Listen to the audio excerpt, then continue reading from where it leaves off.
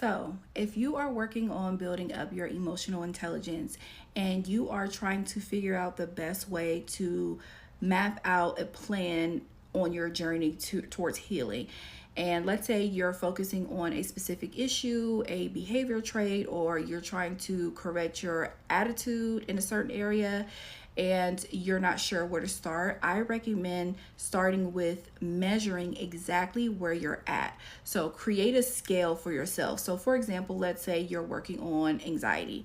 Create a scale for yourself to see exactly where you fall in regards to how this is affecting you and how it is manifesting in your life. So is it a minimal issue? Is it a moderate issue? Is it a severe issue, or is it debilitating? Okay, so I would say if it is a minimal issue in your life, then I would say not to pour too much time and attention on focusing on that specific issue, because it's not affecting you in a major way, and it's something that you need to keep in the back of your mind. You need to pay attention to. Maybe you're feeling anxious when you go around certain people, you know what I'm saying, and you recognize that, I don't know, maybe their energy is off. It's, yes, you are the one that's feeling anxious, but it's something about being around those kind of people that, you've recognized this isn't a confidence issue. This is more so, that's not the right crowd of people that I need to be around. Okay, so just keep, just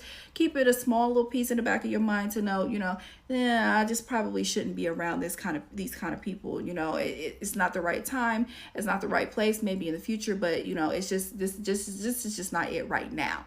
Or is this a moderate issue for me? Am I having trouble concentrating? Am I having a hard time focusing? Am I having a hard time falling asleep?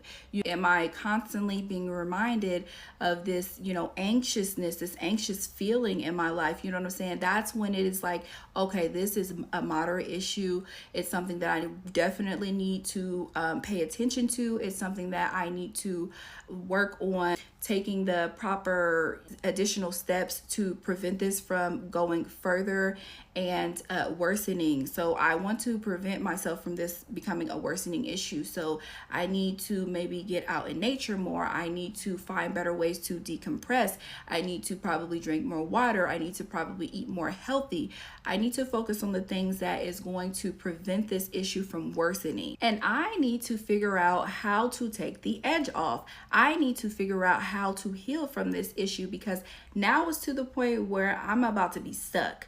I'm about to be completely stuck. You know what I'm saying? I'm at a level where this is a problem for me. This is a problem and an issue in my life. And if it goes any further, you know what I'm saying, I might have to take drastic measures, or I might have to take medication, or it might be irreversible, which is, I don't necessarily agree that it will be irreversible, but if you go to a doctor, they might tell you that, you know what I'm saying? So that's kind of like a sidebar, but we need to focus on what is the issue and preventing this from getting to a drastic point. And then if you're at a point where this is severe, this looks like I am feeling the physical symptoms of it. So I probably have a fast heart rate. I am sweating a lot. I'm feeling very jittery often. I don't know, maybe tapping my feet a lot, or fidgeting with my fingers a lot. Like, I am feeling the physical effects of this,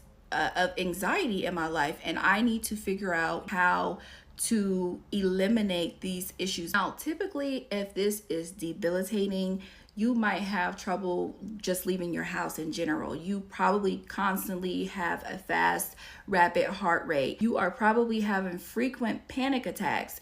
You are probably avoiding people, and you're just in extreme distress, low energy. Maybe you're sleeping a lot to avoid anxious situations. And so once you get to that point where it's debilitating, this can now turn into other issues.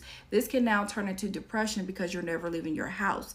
You're never going out and getting that sun and raising your serotonin levels. You are at a point where you're literally letting the anxiety rule your life. You no longer have control. Okay, you can always take back your control, but you're at a point where you are completely out of control, out of your body. The anxiety has fully taken over. And so essentially you want to get to a place where you have this scale And this doesn't just have to be about anxiety. This is just the example that I used. But if you are working on healing something in your life, or you're working on your emotional intelligence, or you're working on behavior modification, create a scale to where you are measuring just how the issue is impacting your life. Is it moderate? Is it minimum? Is it debilitating? You know what I'm saying? Where do you lie on this scale? Once you start with that, that will allow you to, for one, it will create a sense of peace in your life, because now you know exactly, okay, this is where I'm at. And so you can create a list for yourself. You know, you can start to pray. To figure out exactly where you need to start and how you can heal from this issue. It helps you to eliminate focusing so negative. So you feel like you have a negative issue in your life, and now you want to fix the issue, but you have this negative mindset over, oh my gosh, I have this negative issue. How am I going to address this? How am I going to fix this? Where do I start? Start with the scale. Start with where you lie on the scale and create a plan. Map out a plan of just how you can heal from that issue. Don't stress yourself out. Don't get overwhelmed. Take your time through this. And remember, this is your journey. You don't have to rush. Just be at peace. Be at peace with the issue, which is hard to do. It's easier said than done, but just take your time with it all. It's a journey. You know, it's not a race. Take your time.